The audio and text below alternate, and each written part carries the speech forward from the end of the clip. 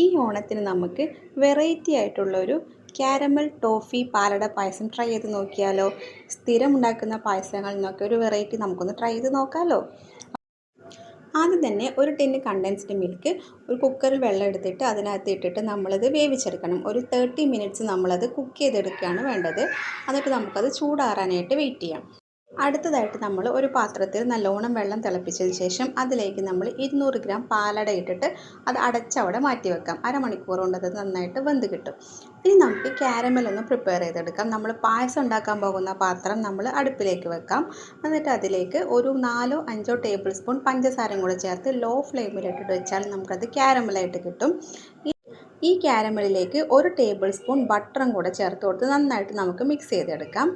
ഇത് നന്നായിട്ട് മിക്സ് ചെയ്ത് കഴിഞ്ഞാൽ ഇതിലേക്ക് നമുക്ക് കുറേശ്ശെ പാലൊഴിച്ച് കൊടുക്കാം. ആദ്യം തന്നെ ഒരുപാട് പാലൊഴിക്കരുത്, കുറച്ച് പാലൊഴിച്ച് ഒന്ന് മിക്സ് ആയതിന് ശേഷം നമുക്ക് ബാക്കിയുള്ള പാലും കൂടെ ചേർത്ത് കൊടുക്കാം. ലോ ഫ്ലെയിമിലിട്ടിട്ട് വേണം ചെയ്യാനായിട്ട്. ഈ കട്ടയൊക്കെ കുറച്ച് കഴിയുമ്പോഴത്തേക്കും നന്നായിട്ട് അലിഞ്ഞ് ഈ പാലിലേക്ക് ചേർന്ന് വരും. ഞാനിവിടെ 1.5 ലിറ്റർ പാലാണ് ഇതിലേക്ക് എടുത്തിട്ടുള്ളത്. പാല് മൊത്തമായിട്ട് നമ്മൾ ഇതിലേക്ക് ഒഴിച്ച് കൊടുക്കാം. ഇനി നമ്മൾ നേരത്തെ തയ്യാറാക്കി വെച്ചിട്ടുള്ള ടോഫിയും കൂടെ ഇതിലേക്ക് ആഡ് ചെയ്ത് കൊടുക്കാം. ഞാൻ ഒരു ടിന്ന് മുഴുവനായിട്ട് തന്നെ ചേർത്ത് കൊടുക്കുന്നുണ്ട്. വേറെ പഞ്ചസാരയൊന്നും ഇതിലേക്ക് ചേർക്കുന്നില്ല. ടോഫി മുഴുവനായിട്ട് ചേർത്ത് കൊടുത്തതിന് ശേഷം നന്നായിട്ട് മിക്സ് ചെയ്തെടുക്കാം. അത് നന്നായി തിളച്ച് വരുമ്പോഴേക്കും നമ്മുടെ പാലട ഇവിടെ സെറ്റായിട്ട് വന്നിട്ടുണ്ട്.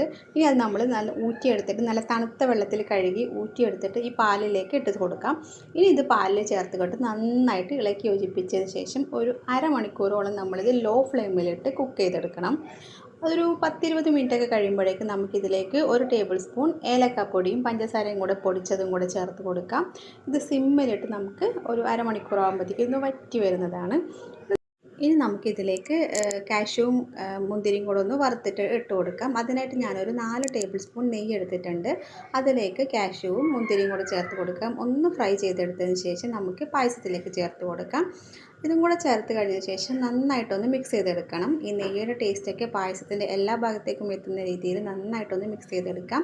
ഇനി നമുക്കിത് അടച്ച് വെച്ചിട്ട് ഒരു അരമണിക്കൂറോളം വെയിറ്റ് ചെയ്യാം. അപ്പോഴത്തേക്കും ഇത് നന്നായിട്ടൊന്ന് കുറുകി നല്ല സെറ്റായിട്ട് വരും.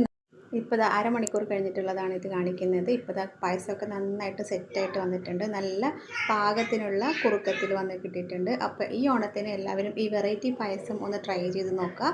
എല്ലാവർക്കും ഇഷ്ടപ്പെടും. Thank you for watching.